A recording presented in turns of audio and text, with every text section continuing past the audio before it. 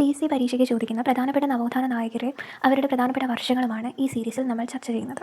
ഇന്ന് പറയാൻ പോകുന്നത് മന്നത്ത് പത്മനാഭനെ പറ്റിയുള്ള പ്രധാനപ്പെട്ട വർഷങ്ങളാണ്. മന്നത്ത് പത്മനാഭൻ ജനനം 1878 ജനുവരി 2 ചങ്ങനാശ്ശേരിയിലെ പെരുന്നയിൽ. 1914 ഒക്ടോബർ 31 നായർ പിതൃജന സംഘം രൂപീകരിച്ചു. 1915 ജൂലൈ 11 നായർ പിതൃജന സംഘം നായർ സർവീസ് സൊസൈറ്റിയായി മാറി. ആസ്ഥാനം പെരുന്ന. ആദ്യ president K Kelappan, secretary Mannathu Padmanabhan. 1921 Sreemoolam പ്രജാസഭയിൽ അംഗമായി. 1924 സവർണജാഥ നയിച്ചു. വൈക്കം സത്യാഗ്രഹത്തിന്റെ ഭാഗമായിട്ടാണ് സവർണജാഥ നയിച്ചത്. വൈക്കം മുതൽ തിരുവനന്തപുരം വരെ ഗാന്ധിജിയുടെ നിർദ്ദേശപ്രകാരമാണ് മന്നത്ത് പത്മനാഭൻ സവർണജാഥ നയിച്ചത്. 1931 ഗുരുവായൂർ സത്യാഗ്രഹ കമ്മിറ്റിയുടെ പ്രസിഡന്റ്. 1947 ഇന്റർനാഷണൽ കോൺഗ്രസിൽ അംഗമായിരുന്നു. 1947 മുതുകുളം പ്രസംഗം നടത്തി. 1947 തിരുവിതാംകൂർ ദേവസ്വം ബോർഡിന്റെ ആദ്യ പ്രസിഡന്റായി. 1949 ട്രാവൻകൂർ ലെജിസ്ലേറ്റീവ് അസംബ്ലിയിൽ അംഗമായി.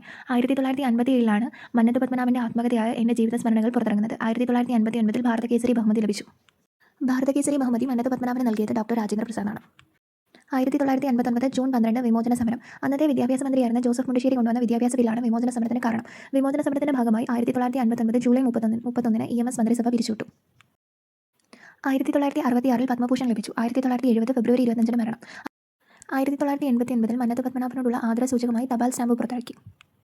കൂടുതൽ PSC അപ്ഡേറ്റുകൾക്കും ക്ലാസുകൾക്കും ഈ ചാനൽ ഫോളോ ചെയ്യുക.